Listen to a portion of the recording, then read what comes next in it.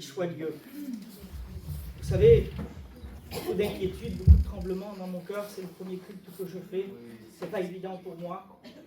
Mais vous savez, je parlais avec Max, et avant de prêcher la parole de Dieu, j'ai un témoignage à vous raconter. Ça s'est passé avant le Covid en 2020. C'est un frère étudiant.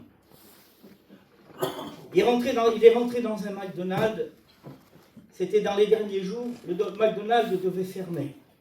Il s'est assis, il a pris sa commande, il est rentré un monsieur, un SDF. Et cet homme-là, il puait, il était rempli de boue. Et il avait quelques pièces dans ses mains. Donc il s'est approché de la machine pour faire sa commande.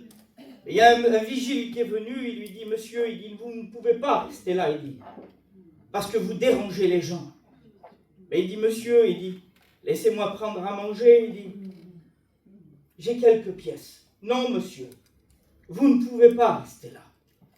Donc, cet homme-là s'est tourné. Et pour le faire sortir dehors. Et pourtant, il y avait un slogan à l'extérieur. Venez comme vous êtes. Donc, ce monsieur s'est tourné et il lui dit, mais monsieur, il y a marqué, venez comme vous êtes. Non, monsieur, vous ne pouvez pas rester. Vous êtes obligé de sortir. Donc, ce monsieur de 45 ans, en train de pleurer. Et puis ce petit voyageur qui était à côté, il regarde pleurer, il dit, Seigneur, il dit, j'ai la table remplie de manger. Et cet homme-là est sorti dehors, il s'est assis. Et il pleurait. Le garçon a pris à manger, il est sorti dehors. Et il lui a apporté à manger. Et il dit, Seigneur, donne-moi voir un mot de Dieu pour lui. Et puis là, cet homme-là, quand il lui a apporté à manger, ce garçon, il s'est assis à côté de lui.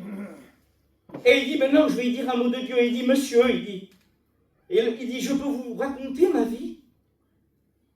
Et ce jeune garçon, il dit oui. Il s'est assis à côté de ce gadjo qui était plein puant et plein de boue. Et puis les voyageurs qui passaient se moquaient de lui. Et puis lui, il écoute cet homme. Il dit, monsieur, il dit, auparavant, il dit, il y a 4 ans, j'étais un cadre. Je travaillais à Nanterre. J'avais 200 personnes sur mes ordres. Et il dit, je ne pensais qu'à mon travail. Je n'avais pas de femme, je n'avais pas d'enfant. Mais il dit, je travaillais nuit et jour et je mettais de l'argent de côté. Mais un jour, le grand patron m'a mis dehors et il a mis son fils à ma place. Alors il dit, moi là, il dit, je commençais à rentrer dans les jeux, dans l'alcool, à boire. Et je me suis retrouvé en dessous les ponts. Mais il dit, monsieur, le plus qui m'a fait mal, c'est quand je suis sur un trottoir. Et dit, les gens changent de trottoir. Et dit, là, ça m'a touché. Et puis ce garçon, il dit, Seigneur, qu'est-ce que je vais dire, moi, cet homme? Et puis là, il vient dans son cœur, Matthieu 11, verset 28. Venez à moi, vous tous qui êtes fatigués, chargés, et je vous donnerai du repos. Alors cet homme, il dit, maintenant, il dit, je me lève, il dit, et puis je m'en vais. 2 ans après le Covid, ce garçon devait prendre un train. Et il s'en va à la gare, mais il dit à son père, papa, il dit, tu vas pas me déposer 2 heures avant? Et il dit, vas-y mon fils, j'ai pas le temps, je pourrais pas venir. Je pourrais pas t'amener. Donc il le dépose à la gare. Et ce garçon est assis sur un banc avec son téléphone. Et il regardait son téléphone. Et puis de loin, il voit un homme habillé en 3 pièces en costume, en train de donner des prospectus. Et ce garçon, il regardait, maman, il dit, ce gadjo, il dit, quelle vaillantise. Moi, je le fais pas, il dit ça. Et c'était un futur étudiant, garçon. Et puis il regardait. Et puis d'un seul coup, il baisse sa tête. Et il avait son téléphone. Et il sent quelqu'un venir vers lui. Et il croyait qu'on voulait lui prendre son téléphone. Mais l'homme lui tend un prospectus. Et ce prospectus, ce garçon le regarde et il lui dit, cet homme, il lui dit, ça va mon frère? Et puis l'homme le regarde, il dit, mais qui c'est? Il dit, tu te rappelles de moi? Il dit, c'est Joseph. L'homme qui s'avait assis à côté de toi. Et sur ce prospectus, vous savez ce qu'il y avait marqué? Matthieu 11, verset 28. Vous tous qui êtes fatigués, chargés, venez, je vous donnerai du repos. J'aimerais vous dire quelque chose. Si nous sommes là ce matin, c'est parce qu'avant on puait. On était remplis de boue. On était dans le péché. On était dans la misère. Mais parce qu'un jour, il a dit, venez à moi, vous tous qui êtes fatigués, chargés, je vous donnerai du repos. Nous sommes là ce matin. Amen. Et puis à travers ça, il m'est venu un message. Et ce message, j'ai pu le dépouiller comme ça. On va le faire ensemble. Il y a quelques passages. Dieu a mis quelque chose dans mon cœur. C'est dans Timothée 2, verset 20. Dans une maison, il n'y a pas seulement un vase d'or ni d'argent, mais il y a aussi des vases de bois et de terre. Dans une maison, il n'y a pas que des vases d'argent ni d'or. Dans une maison, il y a des vases de terre et de bois. J'aimerais te dire ce matin, quel est le vase que tu es? Comment tu es venu? Dans 2 Corinthiens 4, 7, il dit, vous portez des trésors dans des vases de terre. Et moi, ce matin, j'aimerais te dire que tu es un vase de terre.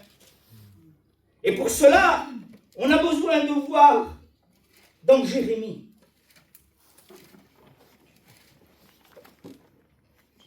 Dans la parole de Jérémie, c'est dans le verset 18. La parole de Jérémie, la parole de l'Éternel, excusez-moi, la parole qui fut adressée à Jérémie de la part de l'Éternel en ce mot. Lève-toi et descends dans la maison du potier.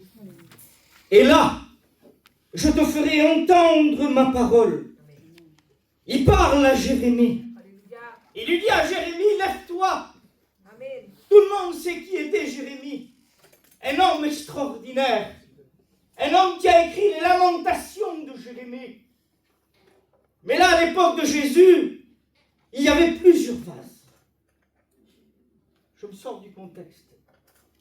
Quand on regarde à l'époque de Jésus, il y avait des vases aussi, qu'on vendait au marché noir. On appelait ces vases des vases sincères.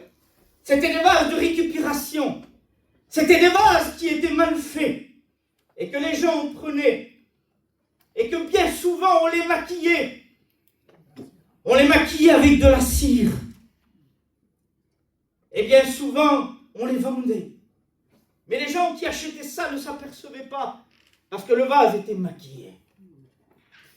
Et j'aimerais savoir quel est le vase que tu es ce soir. Amen. Ce matin, nous sommes là. Nous sommes des vases d'honneur. Amen. Amen. Mais quand on regarde aussi dans Timothée, il nous parle aussi de vases viles. Est-ce que ce matin, nous sommes des vases viles, sans huile? Parce que bien souvent, on vient à la réunion. Et bien souvent, on peut être un vase qui est ébréché. On peut être un vase qui est fêlé, mais que personne ne voit. On peut être un vase qui est détruit. Alors que nous paraissons. On veut paraître pour des vases d'or ou d'argent. Et j'aimerais te dire que tu es qu'un vase de terre. Et tu as besoin de prendre position ce matin. Je ne sais pas de quelle manière tu es venu. Je ne sais pas ce qui se passe dans ton cœur. Je ne sais pas ta qualité, tes défauts. Moi, je ne suis pas là pour te juger. Parce qu'à travers le témoignage que je t'ai donné, nous étions dans le péché, nous étions dans la misère, et il n'y avait personne pour nous. Et il n'y avait rien, nous étions rejetés. Nous puons parce que le péché a une odeur. Le péché est infect. Cet homme était sur des trottoirs, on l'esquivait. J'aimerais te dire quelque chose. Que quand j'étais dans le monde, on m'esquivait. Et quand tu étais dans le monde, on t'esquivait. Mais parce qu'un jour, il t'a dit, viens. Toi qui es fatigué, chargé, je te donnerai du repos. Amen, amen. Et parce qu'il a dit la même chose à Jérémie. Lève-toi. Lève-toi, ça veut dire prends position. Amen. Et descends. C'est-à-dire humilie-toi. Oui. Reconnais ton état. Amen. Reconnais ce que tu es. Alléluia. Reconnais ce qui te fait défaut. Amen. Reconnais ce qui t'empêche d'avancer avec moi. Amen. Reconnais ta faille qui est dans ton cœur, que personne ne voit. Vous savez, bien souvent, quand il y a une fissure, gens que c'est des antiquaires, dans un tableau, dans un vase, ils le voient, parce que je vous promets qu'ils sont experts en la matière. J'aimerais te dire ce matin que Jésus est expert. Il connaît ton cœur. Il sait ce qui se passe. Et là, il lui dit à Jérémie, descends. Jérémie descend. Seigneur, je m'imagine. Parce que je réalisais à travers ce témoignage qu'il y a eu. J'étais dans ma chambre et puis je réalisais. Je disais, Seigneur, je ne suis pas digne de prêcher. Parce que dans ma cuirasse, il y a des défauts. Je me suis vu dans cet homme qui puait. Je dis, Seigneur, regarde, tu te sers de moi. Je ne valais rien. Alléluia. J'étais qu'un vase vil. Mais toi, Seigneur, tu es venu. Et tu m'as rempli. J'étais un vase brisé, déchu. Mais ce que j'ai fait, j'ai pris position. Et j'ai fait comme Jérémie. Je suis descendu à la maison du potier. Parce qu'il est le seul. Il est le seul qui puisse te façonner. Il est le seul qui puisse enlever tes brèches. Peut-être que ce matin, tu as des brèches et qui ont besoin d'être enlevées. Tu as des fissures que personne ne voit et que tu caches dans ton cœur et qui te font souffrir. Parce que j'aimerais te dire ce matin que normalement, nous sommes là pour le louer. Amen. Et pour toi, c'est difficile. Parce que tu as une fissure dans ton cœur.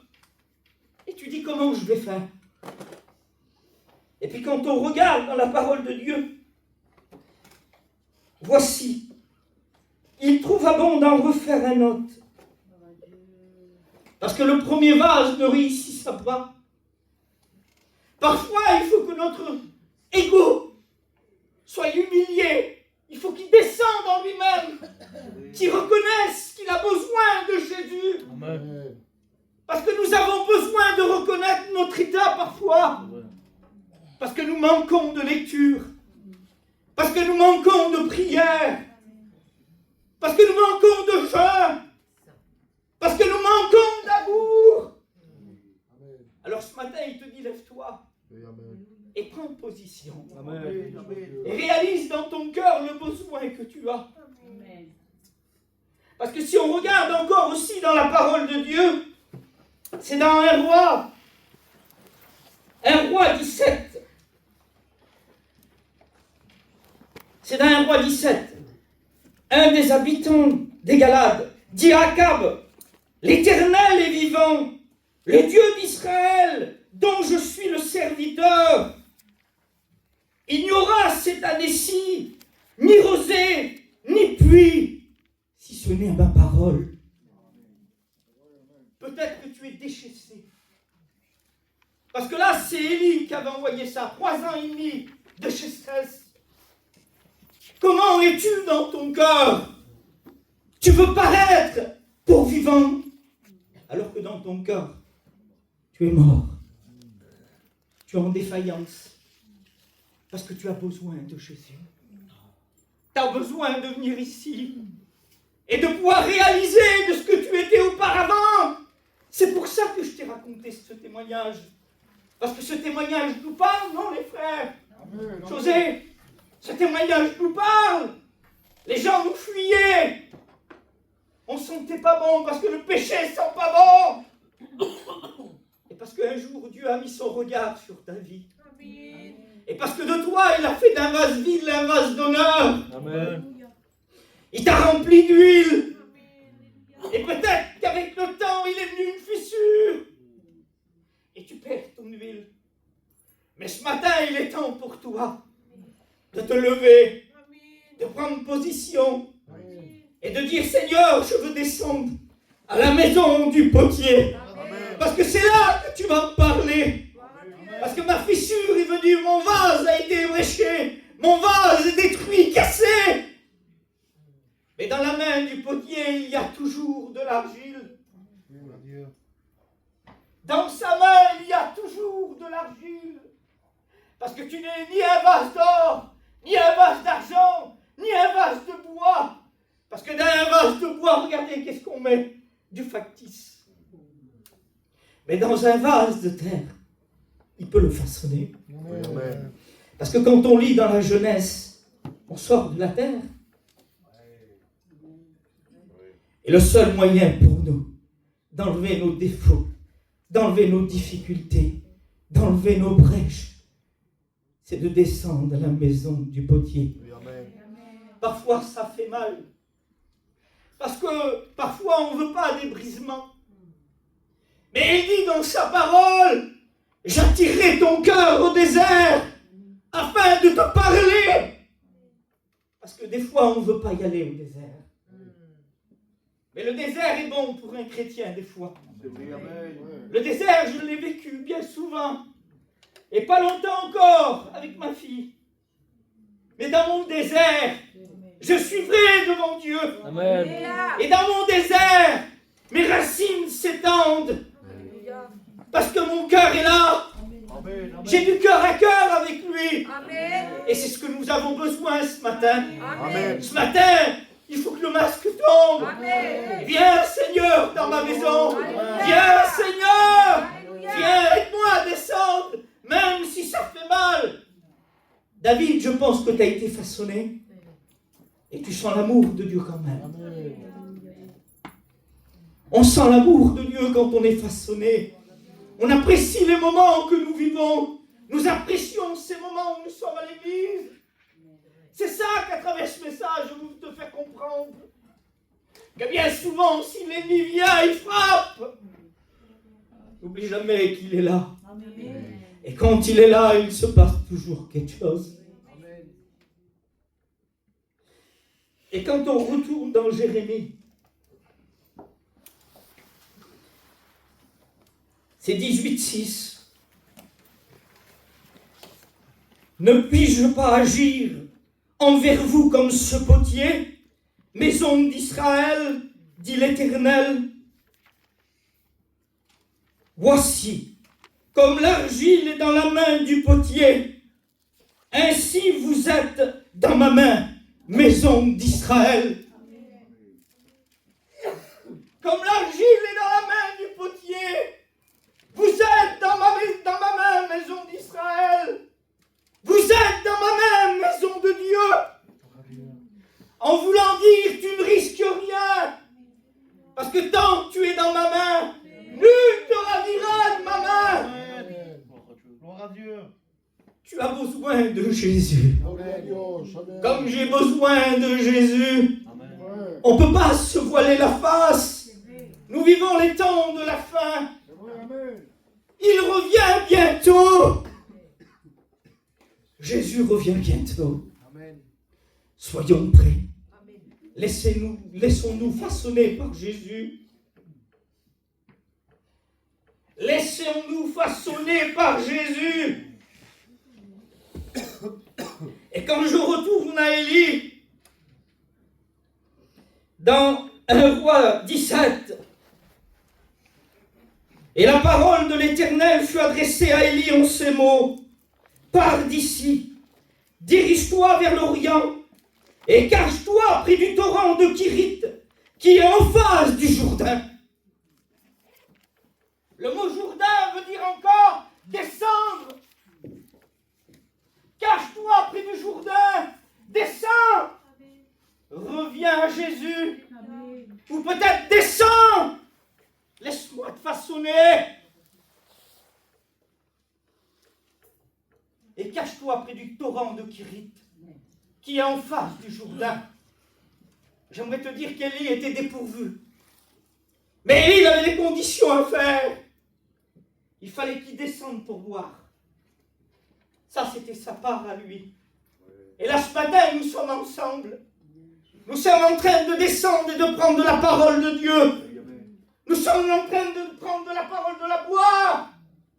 Parce que Jésus te parle ce matin. Parce que Jésus te fait du bien dans ton cœur ce matin.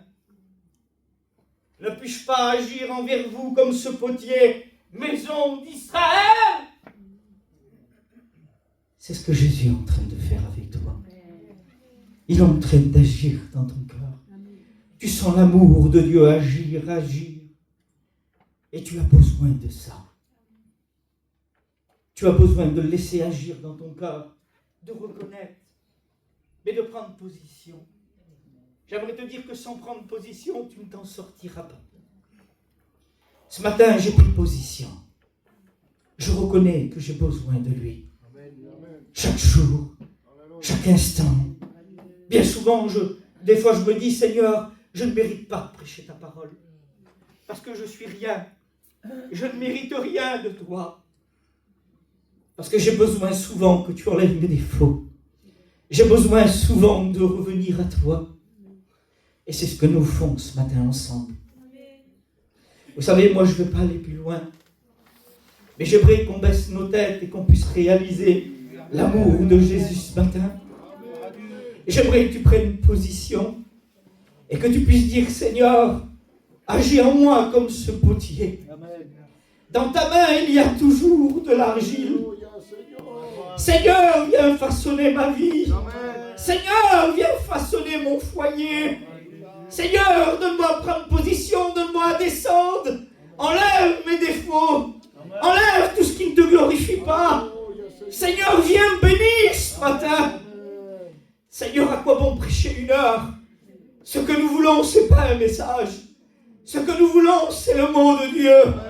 Et je crois que ce matin, Dieu a parlé dans ton cœur. Et il a parlé dans le mien. Et ce matin, ce que nous avons besoin, c'est se placer devant lui. Et dire, Seigneur, nous voulons descendre dans la maison du potier. Nous voulons s'abaisser. Que Dieu vous bénisse ce matin.